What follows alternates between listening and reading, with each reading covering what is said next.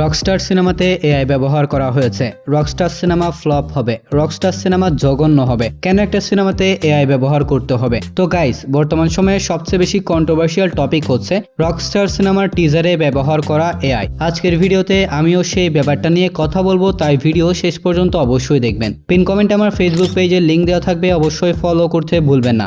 এবার ইন্ট্রো। তো আপনার এক্সের প্রতি আপনার কেমন টান? হাই, আমি হাসান। তো চলুন শুরু করি। মেগাস্টার শাকিব খানের upcoming much awarded cinema Rockstar teaser release হওয়ার পর থেকে দেশ বিদেশে আলোচনার বন্যা বয়ে যাচ্ছে। তবে টিজারের কিছু জায়গাতে এআই ইউজ করা হয়েছে, আর এই ব্যাপারটা নিয়ে মিক্সড রিয়াকশন দেখা যাচ্ছে। হ্যাঁ, এটা সত্যি যে রকস্টার সিনেমার টিজারে বেশ কিছু জায়গাতে এআই ইউজ করা হয়েছে, আর এগুলো খুব সহজে বোঝা যাচ্ছে। যেমন এই দৃশ্যে আমরা শাকিব খানের পোস্টার দেখতে পাচ্ছি, যেটা সম্পূর্ণ এআই দিয়ে তৈরি করা হয়েছে।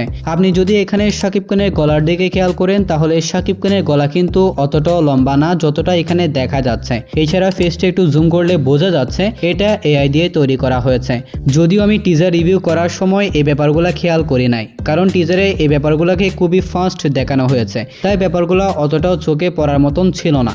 অন্যদিকে টিজারে আমরা একটা বড় স্টেডিয়ামের সিন দেখতে পাচ্ছি, যেখানে মূলত আগুন তার ক্যারিয়ারের সবচেয়ে বড় কনসার্ট করবে। এই সিনে আমরা প্রচুর মানুষ দেখতে পাচ্ছি এবং স্টেডিয়াম কানায় কানায় পূর্ণ রয়েছে। আর সিনটা যে এআই দিয়ে তৈরি করা হয়েছে এটা খুব সহজেই বোঝা যাচ্ছে, বিকজ এই টাইপের সিন আমাদের যে বাজেট, এই বাজেটে তৈরি করা একদমই পসিবল না, তাই এখানে এআই ইউজ করা হয়েছে। কিন্তু সেটা বড় কথা না, বড় কথা হচ্ছে মেকাররা সিনটাকে কতটা পারফেক্ট ভাবে সিনেমার মধ্যে প্রেজেন্ট করতে পারবে। কারণ ব্যাপারটাকে যদি পারফেক্ট ভাবে প্রেজেন্ট করতে না পারে, তাহলে বড় স্ক্রিনে অর্থাৎ সিনেমা হলে ব্যাপারটা দেখতে অতটাও ভালো লাগবে না। তবে ডিরেক্টর আসমান রুশোর উপর আমার পরিপূর্ণ ভরসা রয়েছে, তিনি সম্পূর্ণ ব্যাপারটাকে ঠিকঠাক ভাবে প্রেজেন্ট করবেন। তবে টিজারে এই ব্যাপারটাকে যেভাবে প্রেজেন্ট করা হয়েছে তা কিন্তু অনেক বেশি সিনেমাটিক ফিল দিয়েছে।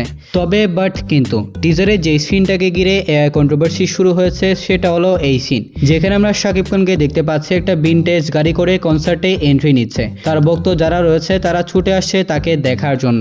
প্রথম দিকে এই পুরো সিনটাকে এআই দিয়ে তৈরি করা হয়েছে এমনটাই ধারণা করা হয়েছিল। পরবর্তী সময়ে এই সিকোয়েন্সের শুটিং এর একটা বিটিএস ফুটেজ লিক করা হয়, যা কনফার্ম করে দিয়েছে এটা এআই দিয়ে তৈরি করা হয়নি, বরং এটা রিয়েল ভাবে শুট করা হয়েছিল।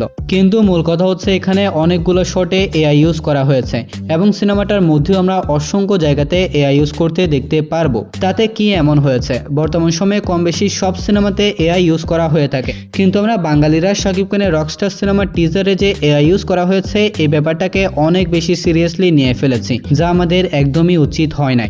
রকস্টার সিনেমার শুটিং গত কয়েকদিন আগে শেষ করা হয়েছে, মাত্র 35 দিনে সম্পূর্ণ সিনেমাটার শুট সম্পন্ন করা হয়েছে। তাহলে তো বুঝতে পারছেন কত তাড়াহুড়া করে সিনেমাটা নির্মিত হয়েছে।